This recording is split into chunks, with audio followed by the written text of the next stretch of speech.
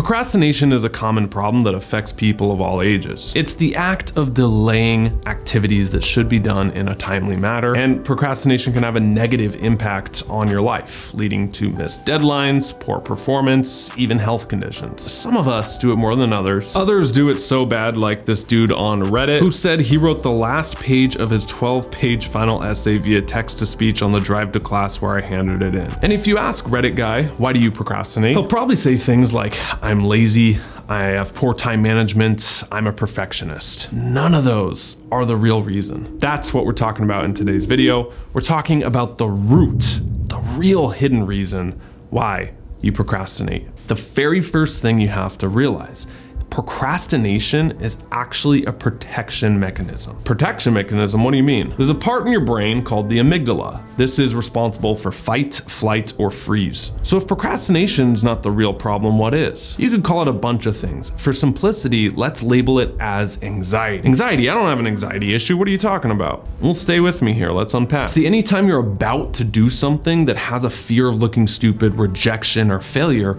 your amygdala in your brain, the fight, flight, or freeze, is firing off like crazy. Let's take a simple example of applying for a job. Damn, I need a new job. You know, I really need to make some more money. But, you know, if I apply for this job, then I have to interview and I might get rejected, or I might look stupid, or hell, I might even get the job. I'm not qualified for it, and then they'll find out and fire me on the spot, and I'll be back here on square one, and you know, it's all really a waste, so why even bother? At some level, that's the subconscious mind firing off for you to protect you. In that situation, not applying or applying for a job has nothing to do with laziness. So how do we fix this? This is where things get really cool. And once I learned this, things took a lot less effort, got a lot more fun. Let me ask you a bit of a rhetorical question. What is the opposite of hot? You would say it's cold. What is the opposite of cold? You would say it's hot. But here's the thing, when does hot start becoming cold? 50 degrees, 40 degrees, 39 degrees, 38? You can't really put a definite point on that. It's a sliding scale. That's because hot and cold in this example are the same thing on a spectrum, temperature. So if anxiety and fear is your root, what spectrum is that emotion on? Right? You feel the procrastination come up, your amygdala's firing off, fight, flight, or freeze. That's an emotion you're experiencing. What is the opposite of that? It's excitement. Excitement and anxiety are on the same spectrum, the same emotion, just manifested differently in you. You can be anxious about working out, or you can be excited to transform your body. You can be anxious about dating, meeting someone, or you can be excited to find someone that you vibe with and you get to spend a lot of time with. You can be anxious and fearful of work and procrastinate, or you can be excited to crush a project. Anxiety is all about looking at the future and doing a negative visualization of all the things that could go wrong. And so of course you procrastinate on that. You don't want it to go wrong. But excitement is looking at the future and seeing the possibilities that could go right. And once you tap into that, you're motivated. Here's a quick story to tie this point together for you. I've been on YouTube now for over 10 years. And I remember when I was getting started, I had a lot of fear around creating videos, creating content. And it was because I felt that I had to do things perfect. I had to be perfect. I had to say the perfect lines. I had to recite it, and then I'd post it and it'd get like 200 views. And I'm like, what's the point? And you know what happened? As a result of that energy, it was flatline growth for like 2-3 years, and it was brutal. It was a grind. Which, side point, very common term you hear entrepreneurs use. Oh, I'm grinding so hard. Well, just think about that word grind. Do you really want to be grinding? Like, if you have a salt shaker, what do you do to that? You grind it down to the smallest possible kernel. That's what you're doing to yourself when you're grinding. I felt ground down. But then I said, if I'm gonna quit, why don't I approach this with a totally different energy? Why don't I only make content that I'm like genuinely excited about? Things that I was curious on, things that I could talk about with minimal prep and that just felt right from the core. And after doing that in late 2019, early 2020, that's when we started to experience the hockey stick growth. And I'm not saying that to brag, I'm not saying that to flex, but we reached over 1 million subscribers because I was able to go from force into power, from anxiety about the content to genuine excitement. And once you do that, the procrastination dissipates and you're amped to do it. Remember, procrastination is an anxiety symptom. It's about looking at the future and seeing what could go wrong. Next time you need to catch yourself, flip it, get excited, tap into that in some way by focusing on what could go right. how it could benefit you and others. And so even though you don't have it yet, you have to find a way to tap into that excitement, and it will come. Now let's tackle the myth that procrastination is a lazy person's problem. I procrastinate, I'm just lazy, I have no willpower, no motivation. That's not actually true, because the people who struggle with procrastination the most, if you read about this, PhD students, engineers, entrepreneurs, people who have a lot of high stakes responsibilities and pressure. Being lazy is caring too little, but you might procrastinate because of the opposite. You care too much. You know what another word for procrastinator is? Perfectionist. Sometimes people use this as like a badge of honor, like, I'm a perfectionist, man, I used to say the same thing. And then I realized being a perfectionist is the laziest thing you can be. Once you realize this, it'll set you free. Being a perfectionist gives you an easy out to not try, to not do anything, to do a little, so you're not judged. The way you get over procrastination and perfectionism, which are kind of the same thing, is by releasing control, by letting go. You can't control the outcome, especially if you're making art. You just can't. It might be great, it might suck.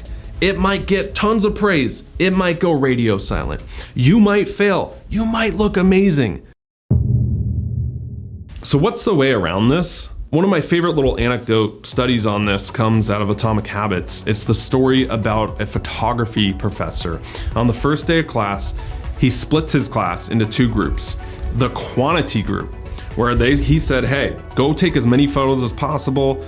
If you submit 100, you'll get an A, 90, you'll get a B, 70 is a C, so on and so forth. But then you had the other side of the class. These were the quality group. He's like, look, don't care how many photos you submit, you're only gonna be graded on your best singular photo. But it's gotta be perfect. Light composition dialed, exposure on lock. Which side of the class do you think had better results and received higher grades at the end of the semester? It wasn't the quality group, because they had so much pressure and control and they were perfectionists over their one little photo that they had to submit. It was the quality group, because they were messing around, they were having fun, they were just pumping out content, and that actual quantity led to the quality. So if you're at the start of anything or you're procrastinating, find a way to just get in that quantity camp. There's a lot of people watching who probably want to be doing something like this or content. If you ask teenagers what they want to do when they grow up, it has to do with content. I want to be a podcaster, I want to be a YouTuber, I want to be a TikToker. But the only way you're going to get that quality that you want and you see other people is if you allow yourself to kind of suck at the beginning and experiment with the quantity. There was an author who talked about writing daily. People are like, whoa, how do you deal with writer's block? Or how do you deal with procrastination? He says it's really easy. I just commit to writing 2 crappy pages a day. That's it. These pages can totally suck. Sometimes they suck less. Sometimes they're great. But 2 crappy pages a day is my bare minimum. And it was only in doing that with the quantity that they got better. Post-college, I struggled a lot with going to the gym. In college, I wanted to be a fitness model, an underwear model, believe it or not. That was my highest aspiration. I'm like, dang, if I can pose in some Calvins on a magazine cover, I've made it.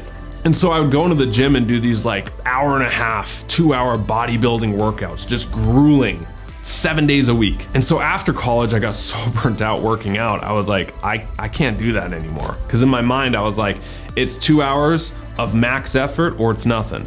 So I had procrastination around working out. And I was experimenting with what we're talking about here, lowering your quota. And I said, you know what if I just go into the gym and I make the bare minimum instead of 2 hours? Why don't I make it a 15-minute sauna? I love sauning. Zero resistance to it. I could sit in there every single day. I love it. So what I did is first thing I would do, I would go into the sauna. I would sit there 15, 10 minutes, didn't matter.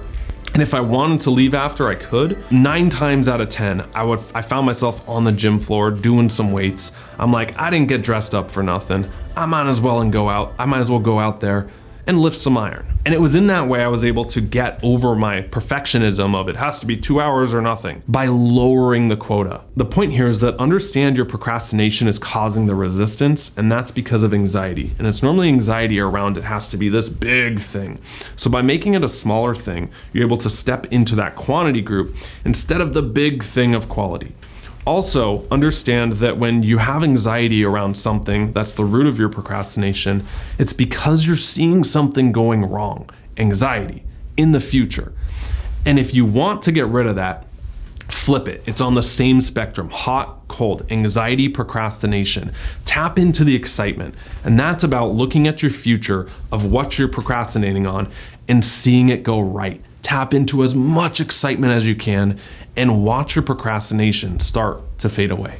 If you want our help on this, I'll link down below where you can speak to one of our coaches for free. We have a 10-week program, and week number 4 is all about this: removing your procrastination, getting out of your own way, untapping your potential so you're free to focus and move towards what you want. Now that you know what procrastination is, you're ready to be productive, but not just any productivity hacks out there. I'll link up this video right here. It's the best productivity advice no one ever told you. We're gonna deep dive in there and how by doing less, you can actually tap into doing more. I'll see you there.